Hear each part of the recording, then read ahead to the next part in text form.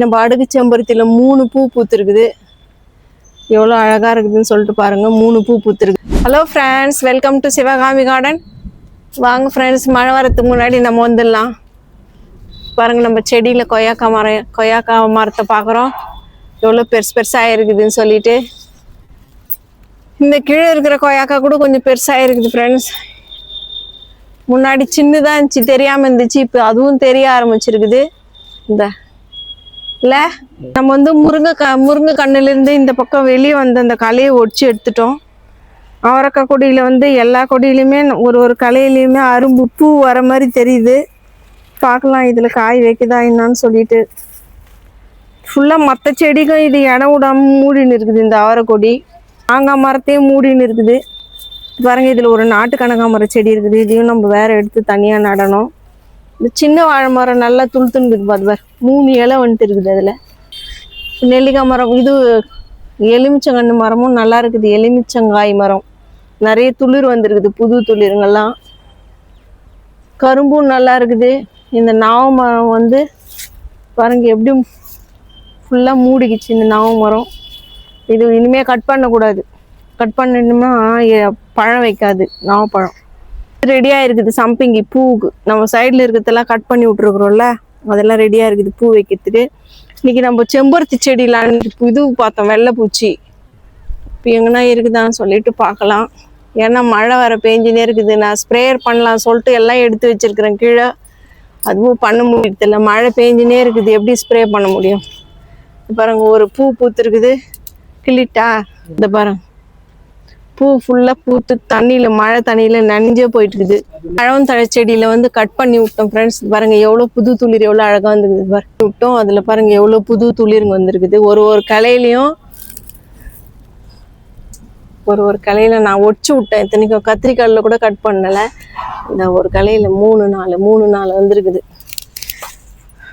இதெல்லாம் எதனால நம்ம கொடுக்குற அந்த உரம், நம்ம ரெடி பண்ணுற அந்த கம்போஸ்ட், வீட்டிலேயே ரெடி பண்ணுற காய்கறி தோல்லேருந்து ரெடி பண்ணுற அந்த கம்போஸ்டில் தான் இவ்வளோ சத்து கிடைக்குது. நம்ம செடி, நம்ம எந்த செடி வச்சாலும் காஞ்சி போகாமல் வந்துடுதுனாக்கா நம்ம அந்த உரம் வந்து அது தண்ணியில் கலந்து ஊற்றுறோம், செடி கலந்து செடி வைக்கிறோம். அதனால தான் இதுலேருந்து தான் நம்ம நேற்று 3 கத்திரிக்காய் அறுவடை பண்ணோம். மிளகாய் எல்லாமே ரெடியாக இருக்குது. இந்த பாருங்கள், நேற்று ஒரு மிளகா கிள்ளிட்டோம். இது லைட்டு க்ரீனாக இருக்குது. இது எல்லாமே பழுக்க போகுது. பழுத்துட்டு பறிக்கும் போது நான் உங்ககிட்ட காட்டுறேன். இந்த சம்பங்கி செடி தான் எனக்கு நேரமே கிடைக்க மாட்டேங்குது. சைடில் இருக்கிற கிளையெல்லாம் எடுக்கணும். இப்போ பாருங்க, இப்போ மறுபடியும் மழை வரத்துக்கு ஸ்டார்ட் ஆயிடுச்சு. இனிமேல் எங்கேருந்து எடுக்கிறது? இதை ஜாதி மல்லி செடியில் வந்து ஒரு பூ அங்கே வந்து வீண்டுக்குது காற்றுல. இப்போ இதுலேயே ஒரு பூ இருக்குது.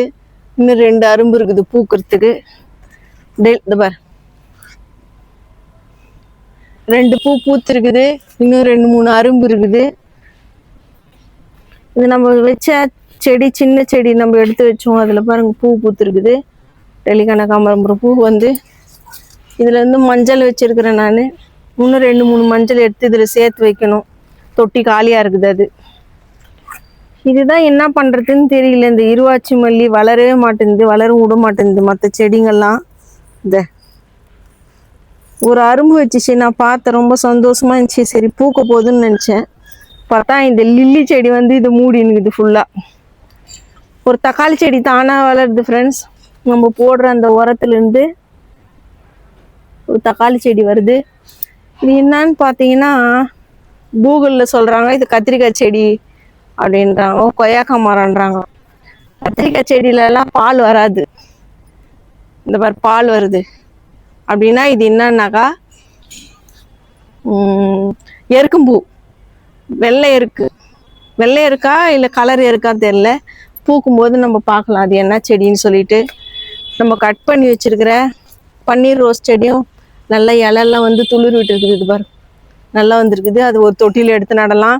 இன்றைக்கி நம்ம அடுக்கு செம்பருத்தியில் 3 பூ பூத்துருக்குது. எவ்வளோ அழகாக இருக்குதுன்னு சொல்லிட்டு பாருங்கள். 3 பூ பூத்துருக்குது. நாட்டு ரோஸ்லேயே அரும்பு பெருசாக இருக்குது. நிறைய அரும்பு வச்சுருந்துச்சு. நேற்றே ஒரு பூ பூத்துருந்தது. இன்றைக்கி வந்து 3 அரும்பு பெருசாக இருக்குது. நாளைக்கு தான் பூக்கும். வந்து கனகாமரம் பூவும் மழையில் நனைஞ்சு போயிருக்குது பாதி பூ. பாருங்க சம்பங்கி, இதுலேயும் நம்ம சைடில் இருக்கிறதெல்லாம் எடுக்கணும்பா. இது தூக்க முடியாமல் தான் இது நான் உள்ளே தள்ளி விட்டுருக்குறேன். எடுத்தால் தான் பூ பூக்குமே. இந்த செம்பருத்தி செடியில் பாருங்க 1 2 3 4 5 6 7 8 நம்மளுது அந்த ஒத்தடுக்கு செம்பருத்தியில் ஒரே முட்டை 12 13 பூ பூத்துச்ச ஒரே அடியா நிறைய அரும்பு வச்சிருக்குது பூக்கிறதுக்கு ரெடியாக இருக்குது ஃப்ரெண்ட்ஸ். நம்ம அரளி செடியில் பார்க்கலாம். அரளி செடியில் வந்து 1 2 3 4 5 6 பூ பூத்துருக்குது ஃப்ரெண்ட்ஸ்.